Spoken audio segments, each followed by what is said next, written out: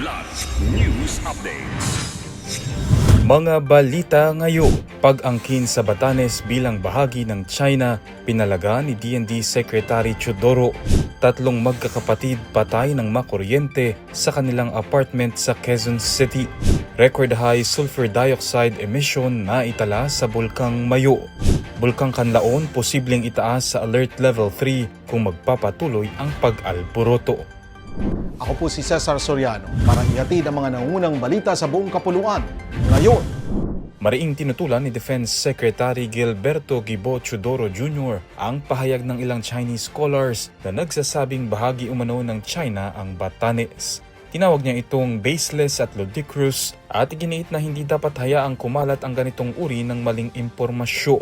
Ayon kay Teodoro, nararapat itong hamunin ng international academic community dahil maaari itong magpahiwatig ng mas malawak na layunin ng China sa rehiyon. Samantala, hinamon ni retired Senior Associate Justice Antonio Carpio ang China na dalhin sa International Court of Justice o ICJ ang usapin upang legal na mapatunayan ang kanilang mga pahayag. Nag-ugat ang usapin matapos sigiit ng ilang Chinese scholars sa isang symposium noong Hunyo at 30 sa Guangzhou na ang Batanes ay isang natural geographical extension ng Taiwan at dahil dito ay nasa ilalim umano ng soberanya ng China. Gayunman, wala pang formal na pahayag ang pamahalaan ng China na inaangkin nito ang Batanes bilang bahagi ng teritoryo nito. Sensitibong balita, patay ang tatlong magkakapatid matapos makuryente sa loob ng kanilang inuupahang apartment sa Barangay Pinyahan, Quezon City, Biyernes ng gabi, Hulyo 10. Ayon sa pulisya, nag-aalis ng mga sinampay sa balcony ang 15 anyos na dalagitang biktima nang mahawakan umano nito ang isang bakal na may dumadaloy na kuryente. Isa-isang sumaklolo ang dalawa pa niyang kapatid na edad 12 anyos at 19 anyos ngunit nakuryente rin. Tinangkaring tumulong ng isa pa nilang kapatid ngunit bahagya rin itong nakuryente kaya humingi na lamang siya ng tulong sa mga kapitbahay.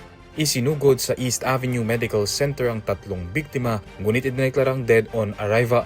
Sa isinagawang inspeksyon ng Meralco, lumalabas na normal ang boltahe ng linya ngunit natuklasang grounded ang circuit breaker na nakakabit sa air conditioning compressor na posibleng pinagmulan ng insidente.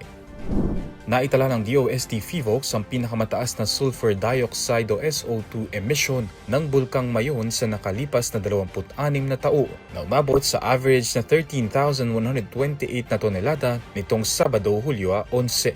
Ayon sa ahensya, halos kapantay na ito ng antas ng SO2 na naitala noong pagsabog ng bulkan noong 2000. Pinaalalahanan ng PHIVOLCS ang publiko na nananatiling nasa Alert Level 3 ang Bulkang Mayon at may posibilidad na magbago ang kasalukuyang aktibidad nito at mauwi sa isang explosive eruption. Samantala, sinabi ng PHIVOLCS na maaaring itaas sa Alert Level 3 ang alert status ng Bulkang Kanlaon kung mas magiging madalas ang mga eksplosibong pagputok nito sa mga susunod na araw. Kasunod ito ng naitalang moderately explosive eruption noong Huwebes na tumagal ng 3 minuto at nagbuga ng makapal na kulay abong usok na umabot sa 2 hanggang 3 kilometro ang taas. Sa kasalukuyan, nanatili sa Alert Level 2 ang Kanlao.